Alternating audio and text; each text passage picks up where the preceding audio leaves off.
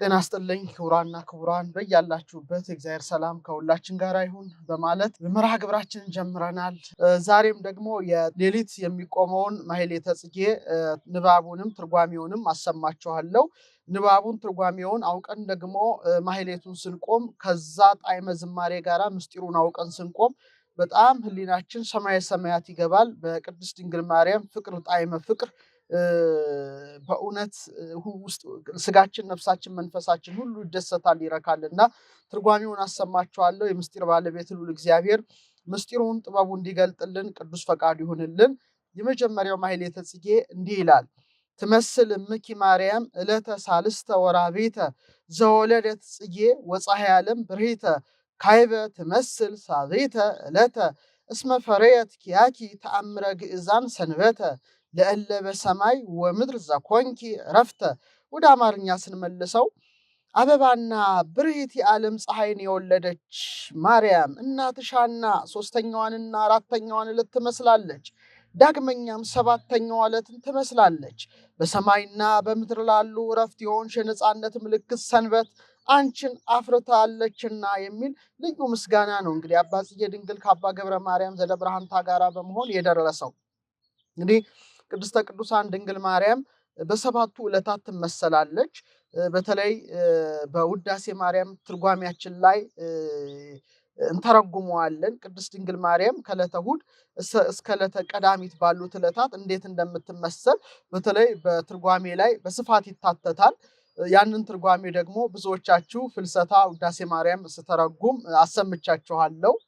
ትርጓሜውንም እስቲ ለማስታወስ ሰምተነው እንድንመለስ በአክብሮት ጋብዛቸዋለሁ። አንድም ሰባቱ ዕለታት ምሳሌዎቿ ናቸውና በዕለተ እሑድ ትመሰላለች። በዕለተ እሑድ ለአስራው ፍጥረት የሚሆኑ ነፋስ፣ እሳት፣ ማይ፣ መሬት ተገኝተዋል። ከእሷም ለዘኮነ ምክንያተ ግብሩ በህላዌሁ እንዲለው ስራው ፍጥረት ጌታ ተገኝቷልና። በዕለተ ሰኑይም ትመሰላለች። በዕለተ ሰኑይ ከዚህ እስከ ብሩህ ሰማይ መልቶ የነበረው ነዋ ከሶስት ከፍሎታል።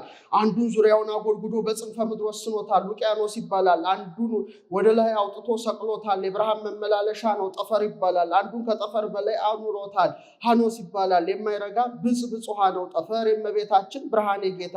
ይህም የጠፈር ምሳሌ ሆነች እንጂ መቼ ዕለት ምሳሌ ሆነች ብሎ አይፈርስም። ዕለት የእመቤታችን ብርሃኔ ጌታ ጠፈር ጌታ ከእመቤታችን የነሳው ስጋ ምሳሌ። በዕለተ ሰሉስም ትመሰላለች። በዕለተ ሰሉስ ለታቁል ምድር ሐመልማለ ሳይል ዘይዘራ በበዘሩ ወበበዘመዱ በበጽጌሁ በበነገዱ በበፍሬሁ ወበበአምሳሉ ባለ ጊዜ በጽፍር የሚለቀሙ አትክልት፣ በማጭድ የሚታጨዱ አትክልት፣ በምሳር የሚቆረጡ እጽዋት ለስጋውያን ምግብ የሚሆኑ እንበለዘር ተገኝተዋል። ከእሷም ለመንፈሳውያን ምግብ የሚሆን ጌታ እንበለዘር ተገኝተዋልና ይህማ የምድር ምሳሌ ሆነች እንጂ መቼ ዕለት ምሳሌ ሆነች ቢሉ አይፈርስም። ዕለት የእመቤታችን ምድር የማኅፀኗ ፍሬ የጌታ ምሳሌ። በዕለተ ረቡዕም ትመሰላለች። በዕለተ ረቡዕ ለይኩኑ ብርሃናት አበይት ውስተ ጠፈረ ሰማይ ባለ ጊዜ ለስጋውያን ምግብ የሚሆኑ ፀሐይ፣ ጨረቃ፣ ከዋክብት ተገኝተዋል። ከእሷም ፀሐይ ጽድቅ ጌታ ተገኝተዋልና። በዕለተ ሐሙስም ትመሰላለች። በዕለተ ሐሙስ ለታውፅ ባሕር ዘመደ እንስሳ ዘይታወት ዘቦ ላዕሌው መንፈሰ ሕይወት ባለ ጊዜ በልብ የሚሳቡ በእግር የሚሽከረከሩ በክንፍ የሚበሩ በደመ ነፍስ ሕይወት ሕያዋን ሆነው ጸንተው የሚኖሩ የባህር ፍጥረታት ተገኝተዋል። ከዚሁም በረው ሄዱ አሉ፣ ከዚያው የቀሩ አሉ። አንድ ጊዜ ወደ ባህር አንድ ጊዜ ወደ የብስ የሚሉ አሉ። በረው ሄዱ የኢጥሙቃን፣ ከዚያው የቀሩ የጥሙቃን፣ አንድ ጊዜ ወደ ባህር አንድ ጊዜ ወደ የብስ የሚሉ ዕፀ በገዳም ሲጸናባቸው ወደ ተላ ዓለም ሲጸናባቸው ወደ ዕፀ በገዳም የሚሉ የመናንያን የመነኮሳት ምሳሌ።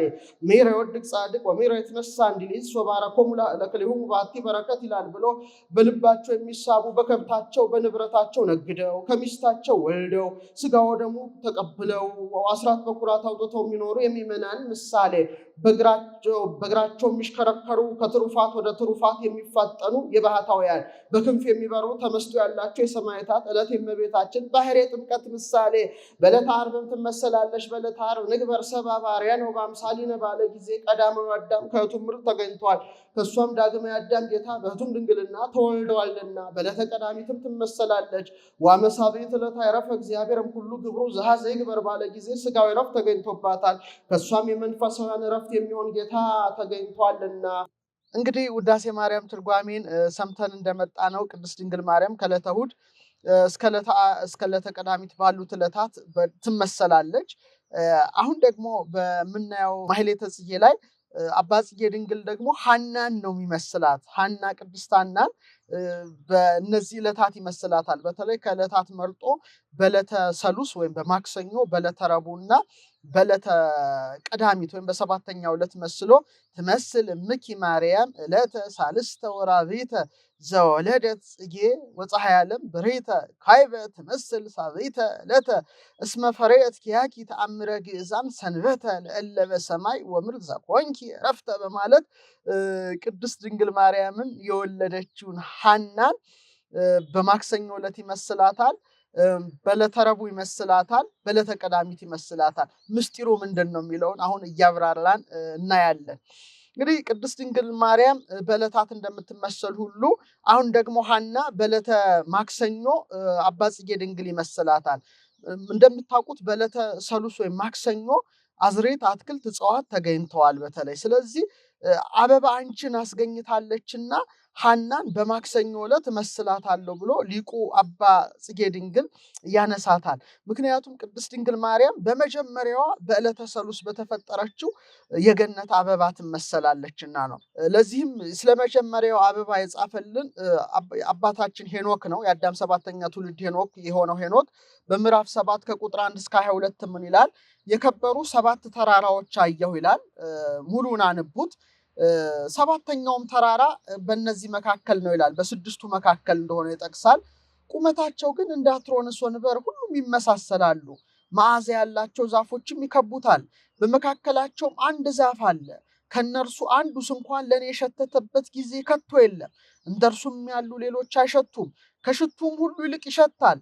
ቅጠሉም አበባውም እንጨቱም ለዘላለም አይጠወልግም። ፍሬውም ያማረ ነው። ፍሬው ግን እንደ ዘንባባ ፍሬ ነው። ያን ጊዜም ይህ ዛፍ እነሆ ያማረ ነው፣ ለማየትም ያማረ ነው። ቅጠሉም መልካም ነው፣ ፍሬውም ለማየት ፈጽሞ የተወደድሁ ነው አልሁ ይላል። በመጽሐፍ ሄኖክ ምዕራፍ 7 ከቁጥር 1 እስከ 22 ሙሉን አንቡትና ሄኖክ የተመለከታቸው እንግዲህ 7 ተራራዎች አሉ።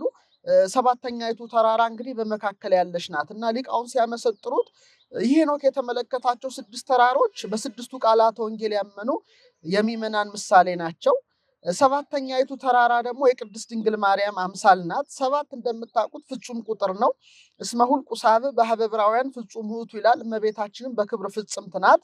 ያችን ተራራ የመዓዛ እጽዋት እንደከበቧት እመቤታችንም በጻድቃን መዓዛ ንጽሕና ቅድስና ተከባለች።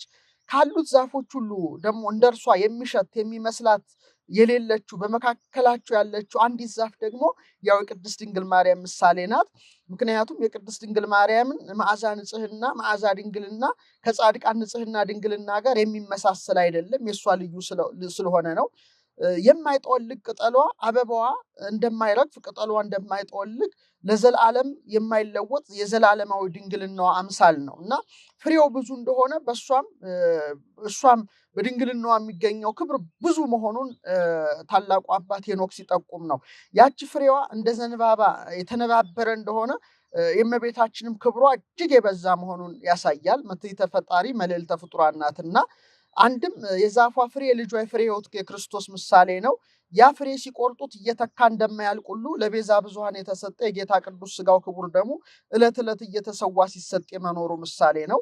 ያ ዛፍ ሄኖክ እንዳለው በዓይን ለማየት ያማረ አስደሳች እንደሆነ ሁሉ በእመቤታችንም ንጽሕና፣ ቅድስና፣ ድንግልና የሚገኘው ክብር ለዓይነ ልቡና ደስ የሚያሰኝ መሆኑን ይጠቁማልና ሄኖክ የተመለከታት ያቺ አበባ ያቺ ቅጠሏ ማይጠወልገው አበባዋ ማይረግፈው ዛፍ በዕለተ ሰሉስ እንደተገኘች ንጽሕናዋ፣ ቅድስናዋ በተለይ ደግሞ የማይለወጥ ዘላለማዊ ድንግልናዋ ታላቅ ነውና ሐና ቅድስት ሐና እችን አበባ ያስገኘች ዕለተ ሰሉስን ትመስላለች በማለት ሊቁ ያመሰጥራል። ኤፍሬምም ምን ይላል? ኮንኪ አዝቀ ንጹሐ ይላል። ነፋሳት ያልወዘወዟት፣ ሐሩረ ፀሐይ ያላጠወለጓት፣ ለታብቁል ታብቅል ባለው ቃል ከልምላሜ ከአበባ ከፍሬ የተገኘሽ ግራይተ ሰሉስ አንቺ ነሽ በማለት ያችን አበባ ነፋስ እንዳልወዘወዛት ሐሩረ ፀሐይ እንዳላጠወለጋት እመቤታችንም ጽነተ ሥጋ ጽነተ ነፍስ የለባትም። በንጽሐ ሥጋ በንጽሐ ነፍስ በንጽሐ ልቡና ያማረች የከበረች ያጌጠች ናትና በዕለተ ሰሉስ ትመሰላለች። ለዚህ ነው ትመስል እምኪ ማርያም ዕለተ ሳልስተ ወራብዕተ ሶስተኛዋን ዕለት ትመስላለች። ምክንያቱም አበባ አንቺን አስገኝታለች እና ያቺ ሄኖክ የተመለከታት አበባ በዕለተ ሰሉስ እንደተገኘች ቅድስት ፍሬ ሕይወት ክርስቶስን የወለደችልን አማናዊት አበባ ድንግል ማርያምም ያስገኘቻት ደግሞ የወለደቻት ቅድስት ሐና ናትና ሐናን ሊቁ በዚህ ይመስላታል ማለት ነው። ወራቤተ አራተኛዋን ዕለት ትመስላለች። ምክንያቱም ዘወለደት ጽጌ ካለ በኋላ ወፀሐይ ዓለም ብርሂተ ብርሂት የሆነችውን የዓለምን ፀሐይ አንቺን አስገኝታለችና በዕለተ ረቡዕ መስላታለሁ ይላል። በዕለተ ረቡዕ እንደምታውቁት ፀሐይ፣ ጨረቃ፣ ከዋክብት ተገኝተዋል። ቅድስት ሐና ደግሞ ቅድስት ድንግል ማርያምን ወልዳለች። ድንግል ማርያም በፀሐይ ተመስላለች። ፀሐይ ለምንድን ነው በፀሐይ የተመሰለችው ሲባል እንደምታውቁት ፀሐይ ምልአት አላት፣ ሁልጊዜ የሞላሽ ናት። ቅዱስ ጳውሎስ የቅዱሳንን ክብር ሲመስል ካል ክብሩ ለፀሐይ፣ የፀሐይ ክብሩ ሌላ ነው። ወካል ክብሩ ለወር፣ የጨረቃም ክብሩ ሌላ ነው። ወካል ክብሮሙ ለከዋክብት፣ የከዋክብትም ክብራቸው የተለያየ ነው። ኮከብም ኮከብ ይሄይስ ክብሩ፣ አንዱ ኮከብ ከአንዱ ኮከብ ይበላለጣል፣ ሙታንም ሲነሱ እንደዛ ነው ይላል። ቅድስት ድንግል ማርያምን በፀሐይ ተመስላለች። ምክንያቱም ፀሐይ ሁሌ ምሉ እንደሆነች ወይም ምልአት እንዳላት ቅድስት ድንግል ማርያምም በሃይማኖትም በምግባርም በንጽህናም በቅድስናም በዘላለማዊ ድንግልናም የመላሽ ናት ማለት ነው። ክብሯ የማይጎድል ነው። ስለዚህ ያቺ ፀሐይ በብርሃኗ መጉደል እንደሌለባት ቅድስት ድንግል ማርያምም ክብሯ የማይጎል መሆኗን ያቺ ፀሐይ በብርሃኗ መልታ እንድትኖር እመቤታችንም በቅድስና ጸንታ ትኖራለችና ቅድስት ሐና አበባ አንቺን ፀሐይ አንቺን በማስገኘቷ በዕለተ ሰሉስ መስላታለሁ፣ በማክሰኞ ዕለት ማለት ነው። በዕለተ ረቡዕ መስላታለሁ ካለ በኋላ እንደገና ካዕበ ትመስል ሳብዕተ ዕለተ ሰባተኛዋን ዕለት ትመስለኛለች ይላል። ሰባተኛዋን ዕለት ትመስለኛለች። ምክንያቱም አለ ራሱ አባ ጽጌ ድንግል ሲጠቅስ ማለት ነው። ምክንያቱም ሲያስረዳ ካዕበ ትመስል ሳብዕተ ዕለተ እስመ ፈረየት ኪያኪ ተአምረ ግእዛን ሰንበተ ለእለ በሰማይ ወምድር ዘኮንኪ ዕረፍተ። ምክንያቱም አለ በሰማይና በምድር ላሉ ዕረፍት የሆንሽ የነፃነት ምልክት ሰንበትን አንቺን አፍርታለችና ስለዚህ በዕለተ ቀዳሚት እመስላታለሁ አለ።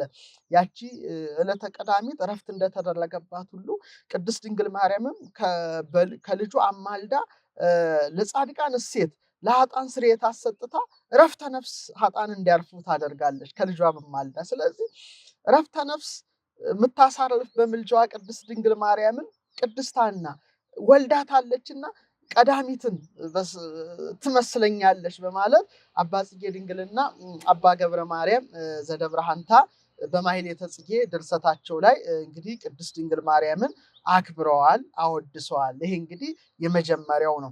ከዛ በመቀጠል ሁለተኛው ማሕሌተ ጽጌ ደግሞ እንዲህ ይላል። ስብሐተ ፍቅርኪ ማርያም ኩሎ አሚረ በልሳነ ኩሉ ይጸጊ ወኢይፈርህ አባረ ዘያረጥብ የብሰ ወየብስ ባሕረ እስመ ብኪ ጠለ ተአምር እንተረደቶ ነጸረ ጌዴዎን ሀበ ሰፋ አምሳለኪ ጸምረ።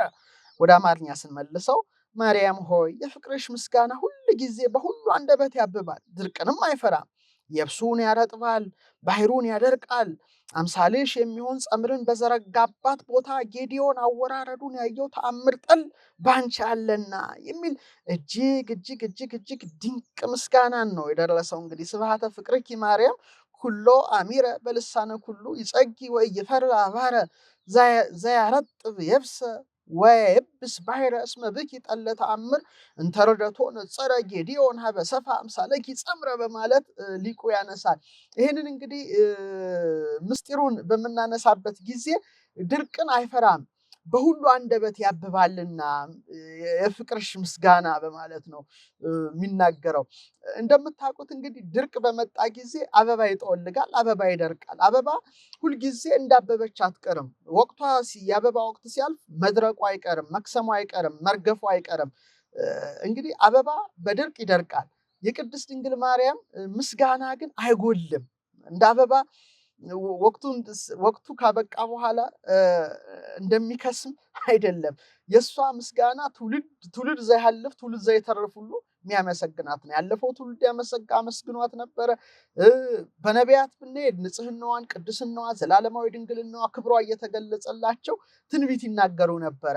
ሐዋርያትም በመላው ዓለም ዞረው ሲያስተምሩ ንጽህናዋን፣ ቅድስናዋን ሰብከዋል። ዓለም እስኪያልፍ ድረስ የሚነሱ ሊቃውንት ደግሞ ምስጋናዋን፣ ክብሯን ይናገራሉና ስብሐተ ፍቅርኪ ማርያም ኩሎ አሚረ በልሳነ ኩሉ ይጸጊ ወኢይፈራ ባረ ድርቅን የማይፈራ አይፈራም። በቃ ወኢይፈራ ባረ ድርቅን አይፈራም።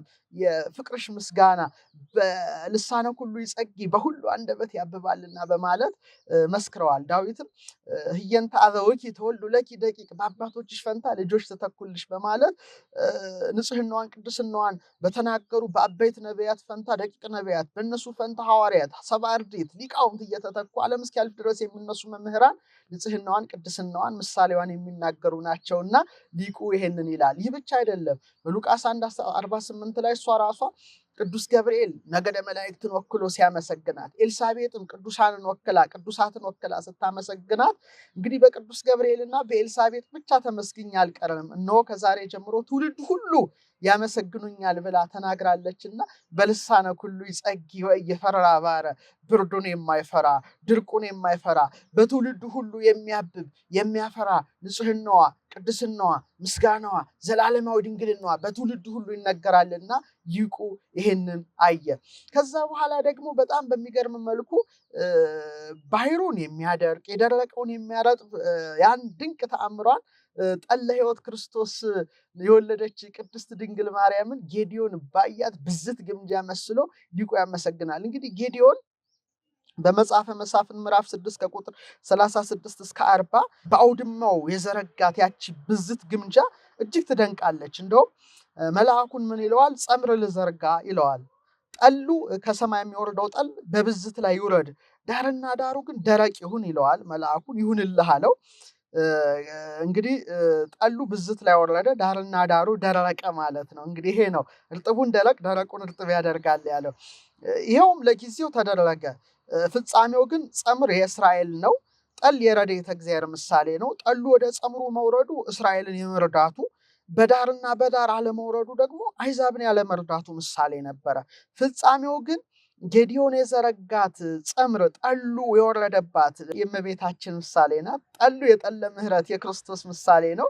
ጠል ወደ ጸምር መውረዱ ጠለ ምሕረት ጌታ በእመቤታችን የማደሩ ምሳሌ ያመለክታል። በዳርና በዳር አለመውረዱ ደግሞ ጌታ በሌሎች ሴቶች ያለማደሩን ምስጢር ሲገልጽለት ነበረ። እንደገና ደግሞ ጌዲዮን ጸምር ልዘርጋ አለው። ይሄ ጸምሩ ደረቅ ይሁን፣ ይሄ ብዝት ግምጃው ደረቅ ይሁን፣ ጠል ደግሞ በዳርና በዳር ይውረድ በማለት ደግሞ በአንጻራዊነት ጌታን ይጠይቀዋል። ይሁንልህ ይለዋል። እንዳለውም ተደርጓል። ለጊዜው ጸምር የእስራኤል ነው። ጠሉ የመቅሰፍተ እግዚአብሔር ምሳሌ ነው። ጠል ወደ ጸምር ላይ አለመውረዱ እስራኤልን ያለማጥፋቱ፣ በዳር መውረዱ ግን አሕዛብን የማጥፋቱ ምሳሌ ነበረ በጌዲዮን ዘመን። ፍጻሜው ግን ጸምር የእመቤታችን ምሳሌ ነው።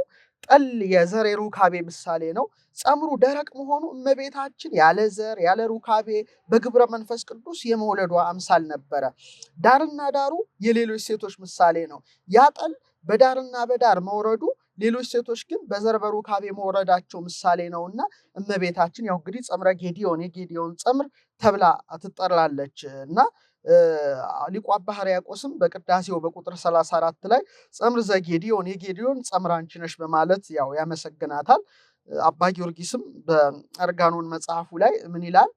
ጸምረ ጌዲዮን ትትሜሰል በድንግል የጌዲዮን ብዝት ግምጃ በድንግል ትመሰላለች።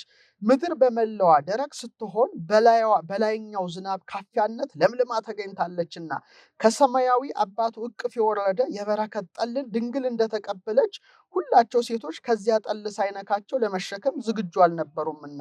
ዳግመኛም ብዝቲቱ ግምጃ ደረቆና ተገኘች። ምድር በመላዋ ከዝናብ ካፊያ የተነሳ የለመለመች ስትሆን ሁላቸው ሴቶች ከተፈጥሯዊ ልማድ ዘር ነጠብጣብ የተነሳ ሲጸንሱ ድንግልን የዘር ነጠብጣብ እንዳልነካት፣ ድንግል ግን በዚህ ስርዓተ ተፈጥሮ ከነርሱ ጋር ስላልተባበረች የመጽነሷ ምስጢር ልዩ ነው፣ የመውለዷ ምስጢር ልዩ ነው በማለት በእውነት ይመስለዋል። ስለዚህ እስመ ብኪ ጠለ ተአምር እንተርደቶ ነጸረ ጌዲዮን ሀበ ሰፋ አምሳለኪ ጸምረ በማለት በእውነት ተአምር ጠል የወረደባት ጠለ ምሕረት ኢየሱስ ክርስቶስን በማህፀኗ በግብረ መንፈስ ቅዱስ ጸንሳ የወለደች ጌዲዮን የተመለከታት ብዝት ግምጃ የቅድስት ድንግል አምሳል መሆኗን አባ ጽጌ ድንግልና አባ ገብረ ማርያም ዘደብረ ሐንታ ደርሰዋል። ማሕሌተ ጽጌ ላይ እንግዲህ ልዩ ምስጋናዋ ይደርስላታል። የቅድስተ ቅዱሳን የድንግል ማርያም ረድኤቷ፣ በረከቷ፣ ንጽህናዋ፣ ቅድስናዋ፣ ጣዕመ ፍቅሯ ከሁላችን ጋር ይሁን እላለሁ። ሌላ ደግሞ በላይ ቤት የሚቆም አለ። እሱንም በመጨረሻ ነግራቸዋለሁ። እንዘ ተሐቅፍዮና ክበበ ጌራ ወርቅ እንዳለፈው መጀመሪያው ሳምንት ላይ ስለተረጎምሁት እዛ ላይ ሄዳችሁ ብትሰሙት መልካም ይመስለኛል ብዬ ወደዛ ጠቁማችኋለሁ። ቀጣዩ ማሕሌተ ጽጌ እንዲህ ይላል። ማይረረ ትንቢት ማርያም ዘመነ ጽጌ እንግዳ ወዘመነ ፍሬ ጽጋብ ዘአመተ ረሃብ ፍዳ ብኪ ተአምረ ዘይቤ ዩኤል ነቢይ ኤልዳ ያንጸፈጽፍ እምአድባሪሁ ወእማውግሪሁ ለይሁዳ ጸቃዋ መዓር ቅድው ወሐሊብ ጸዓዳ።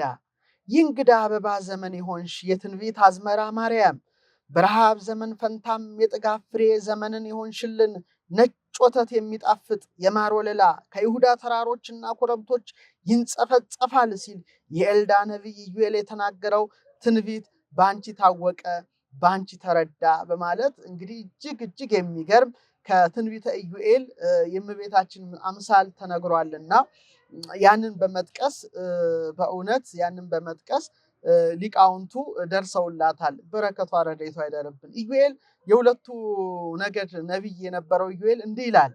በተለይ በምዕራፍ 3 ቁጥር 18 ላይ እንዲህ ይላል። በዚያን ቀን እንዲህ ይሆናል፣ ተራሮች መዓርን ያንጠበጥባሉ፣ ኮረብቶችም ወተትን ያፈሳሉ፣ በይሁዳም ያሉት ፈፋዎች ሁሉ ውሃን ያጎርፋሉ፣ ከእግዚአብሔር ቤት ምንጭ ይፈልቃል ይላል። ይሄ በጣም የሚገርም ትንቢት ነው። ይኸውም እንግዲህ ነቢየ እግዚአብሔር ኢዩኤል የተናገረው ትንቢት የሚያስረዳው ምንድን ነው? 5500 ዘመን ሲፈጸም በረሃበ ነፍስ፣ በጽምአ ነፍስ፣ በነፍስ ረሃብ፣ በነፍስ ጥም ስንሰቃይ የኖርነውን እኛን ለማዳን የክብር ባለቤት ወልደ እግዚአብሔር ኢየሱስ ክርስቶስ ከቅድስት ድንግል ማርያም ተወልዶ ምግበ ርሁባን ክርስቶስ ከቅድስት ድንግል ማርያም ተወልዶ ስትየ ጽምዋን ኢየሱስ ክርስቶስ የተጠሙት መጠጣቸው ከቅድስት ድንግል ማርያም ተወልዶ የሚያደርገውን ነገር ኢዩኤል ሲናገር ነበረ። ይኸውም እንግዲህ ምን ይላል?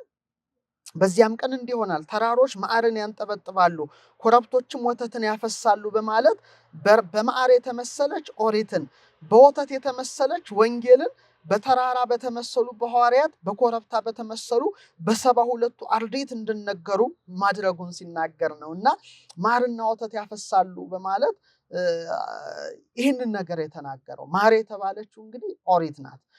እንደሚታወቀው ማር ሲነኩት ያጣብቃል፣ ይይዛል፣ ማይለቅ ይመስላል፣ ግን በውሃ ስትታጠቡት ወዲያው ይለቃል። እንግዲህ ኦሪትም ስትሰራ ለጊዜው ማታልፍ መስላ ነበረ። በኋላ ግን አልፋለች እና በማር ይመስላታል። ወተት ወንጌል ናት። ወተት ይላሉ ሊቃውንት አባቶቻችን፣ ወተት ለጊዜው የሚለቅ ይመስላል ግን አይለቅም። ወንጌልም ስትሰራ የምታልፍ ትመስል ነበረ ግን አላለፈችም፣ እስከ ዕለተ ምጽአት ትነገራለች። እና በተለይ 10ቱ ቃላትን እና ወንጌልን በተራራ በተመሰሉ በሐዋርያት እንድትነገር ያደርጋል። ከተራራ ማለቱ ተራራ ከፍ ያለ እንደሆነ ሐዋርያትም ልዑላን ክቡራን መሆናቸውን መናገር ነውና፣ በኮረብታ በተመሰሉ ደግሞ ኮረብታ ዝቅ ያለ እንደሆነ የሐዋርያት ተማሪዎች 72ቱ አርድእት ናቸው፣ በእነሱ እንድትነገር ማድረጉን ሲያጠይቅ እንግዲህ በዚያም ዘመን እንዲህ ይሆናል በማለት በተለይ ተራሮች መዓርን ያንጠበጥባሉ፣ ኮረብቶችም ወተትን ያፈሳሉ ይላል። እንግዲህ ፈፋዎች ሁሉ ውሃን ያጎርፋሉ፣ ከእግዚአብሔር ቤት ምንጭ ይፈልቃል በማለት እንግዲህ እንደምታውቁት ከቤተ እግዚአብሔር በምንጭ የተመሰለ ልጅነት ስጋ ወደሙ እንዲሰጠን እንደሚያደርግ ሲናገር ነው። ይኸውም እንደምታውቁት የክብር ባለቤት ጌታችን በመስቀል ተሰቅሎ ሳለ ከወታደሮች አንዱ ለንጊኖስ የሚባል ጌታን አለን የለን ብሎ በተሳለ ጦር ቀኝ ጎኑን በወጋው ጊዜ ትኩስ ደምና ንጹህ ውሃ ፈሰሰ። ያ ትኩስ ደም ለመጠጣችን ነው፣ ንጹህ ውሃ ደግሞ ለጥምቀታችን ነው፣ ልጅነት ነው። ካህኑ ውሃውን በብርት አድርጎ በባረከው ጊዜ ውሃው ተለውጦ በግብረ አምላካዊ ከጌታ ቀኝ ጎን የፈሰሰ ማየገቦን ይሆናል፣ የጎኑን ውሃ ይሆናል። በዛ ተጠምቀን ልጅነትን አግኝተናል፣ ከስላሴ ዳግመኛ ተወልደናልና ከቤተ እግዚአብሔር ምንጭ ይፈሳል ይፈልቃል ማለቱ በእውነት ልጅነት እንደሚሰጥ ያመለክታል ማለት ነው። ስለዚህ ይሄን ሁሉ ልጅነትን ስጋው ደሙን ወንጌልን የሰጠንን ጌታ ደግሞ ቅድስት ድንግል ማርያም ወልደዋለችና ይሄ ብኪ ተአምረ በአንቺ ይሄ ነገር ታወቀ ተረዳ በማለት አባ ጽጌ ብርሃንና አባ ገብረ ማርያም ዘደብረሃንታ ቅድስት ድንግልን አመስግነዋታል። በተመሳሳይ መልኩ አባ ጊዮርጊስም ምን ይላታል? በእንዚራ ስብሐት መጽሐፉ ላይ ወአንቲ ካይበ ለኢዩኤል ነቃ በረከቱ፣ ዳግመኛም የኢዩኤል የበረከቱ ምንጭ አንቺ ነሽ በማለት እንግዲህ ይጽፍላታል። በመዓዛ ቅዳሴ መጽሐፉ ላይ ደግሞ ምን ይላል? የኤልዳ ነቢይ የኢዩኤል የምንጩ ቦታ፣ የይሁዳ የማር ወለላ፣ የእውቀት መፍለቂያ፣ የሕይወት የደህንነት መገኛ ከሚሆን ልጅሽ ከኢየሱስ ክርስቶስ ጋር በረድኤት ነይ በማለት እንግዲህ እጅግ የሚገርም ምስጋናን ያቀርብላታልና ብደግሞ ደስ ይለኛል። የኤልዳ ነቢይ የኢዩኤል የምንጩ ቦታ፣ የይሁዳ የማር ወለላ፣ የእውቀት መፍለቂያ፣ የሕይወት የደህንነት መገኛ ከሚሆን ልጅሽ ከኢየሱስ ክርስቶስ ጋር በረድኤት ነይ ይላታል። ቅዱስ ኤፍሬምም ምን ይላታል? እጅግ ጣፋጭ መዓዛ ያለው ፍሬን የምታፈራ የወይን ዛፍ ናት፣ ከእግዚአብሔር ቤት የምትንቆረቆር ምንጭ ናት በማለት እንግዲህ ኤፍሬም ሶርያዊም በምስጋናው ላይ ያነሳታል። ስለዚህ ቅድስት ድንግል ማርያም ምግበ ርሁባን ስትየ ጽሙዓን ኦሪትን ወንጌልን የሰራ የክብር ባለቤት ልጅነትን የሰጠን ስጋውና ደሙን የሰጠን ጌታችን አምላካችን መድኃኒታችን ሕይወታችን ንጉሳችን ብርሃናችን ፀሐያችን እረኛችን የሕይወት እንጀራችን የሕይወት መጠጣችንን ወልዳልናለችና ይህንን እንግዲህ ሊቁ ይህንን በማንሳት እንግዲህ ቅድስት ድንግልን ያወድሳታል ማለት ነው። ስለዚህ ኦርቶዶክሳውያን ምዕመናን ማሕሌተ ጽጌ ሲቆም ይሄ ሁሉ ምስጢር በሊቃውንቱ ሲዜም ምስጋናውን ከማቅረብ ባለፈ በጣዕመ ዜማ ባለፈ ደግሞ ምስጢሩን እዛ ቆማችሁ በማሰብ በማመስጠር በመረዳት ከበረከቱ ተቋዳሽ እንድትሆኑ ያው መልእክቴን አስተላልፋለሁ። እንዘ ተሐቅፍዮ ለሕፃንኪ ጽጌ ጻዕዳ ወቀይ ሀመ ቤተ መቅደስ ቦይኪ በዕለተ ተአምር ወንጽ ንኢ ርግቤ ትናዝዝኒ እምላህ ወንኢ ሰናይቴ ምስለ ገብርኤል ፍሱ ወሚካኤል ከማኪ ርህሩህ። ያ እንዳለፈው ነው።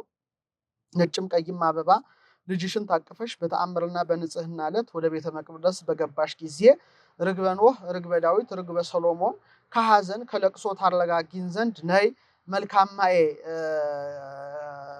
ደስተኛ ከሆነው ከገብርኤልና እንዳንቺ ርህሩህ ከሆነው ከሚካኤል ጋር ነይ የሚለው ምስጋና እጅግ ደስ የሚያሰኘው ምስጋና ስዕለ ማርያም ወጥቶ እየታጠነ እመቤታችን ደግሞ ንኢ ስንላት በረድኤት መታ ማሕሌት የቆሙትን ወዳጆቿን ሁሉ የምትባርክበት በመሆኑ ይሄንን ትርጓሜው እንዳለፈው ነው። ሌላው ክበበ ጌራ ወርቅ ጽሩይ ምንቆ ባህሪ ዘይሃቱ ዘተጽፈ ብኪ ትእምርተ ስሙ ወተስካረ ሞቱ አክለ ጽጌ ማርያም ለጊዮርጊስ ቀጸላ መንግስቱ አንቲ ኩሎ ታሰግድ ይሎቱ ወለኪኒ ሰግዱቱ ትርጓሜው እንዳለፈ ነው። ስለዚህ ክቡራን ምዕመናንና ምዕመናት ትመስልም መኪን በደንብ አድርጋችሁ ምስጋናዋን በመቆም ቀጥሎ ደግሞ ስብሐተ ፍቅርኪ ማርያምን በላቤት ደግሞ ቅድም የነገርኳችሁን ስለ ኢዩኤል ነብይ የኤልዳው ነብይ ያየውን ሁሉ በመቆም ከመቤታችን ከቅድስተ ቅዱሳን ከድንግል ማርያም ረድኤቷን በረከቷን ፍቅሯን ጣዕመ ፍቅሯን እንድትሳተፉ መልእክቴን በማስተላለፍ የዛሬውን መርሃ ግብር እንፈጽማለን። በሚቀጥለው ሳምንት ደግሞ የሚቆመውን የማሕሌተ ጽጌ ምስጋናዋን ይዤላችሁ ቀርባለሁ። ሰላም እግዚአብሔር ከሁላችን ጋር ይሁን። የእመቤታችን ረድኤቷ በረከቷ ከሁላችን ጋር ይሁን። ወስብሐት ለእግዚአብሔር።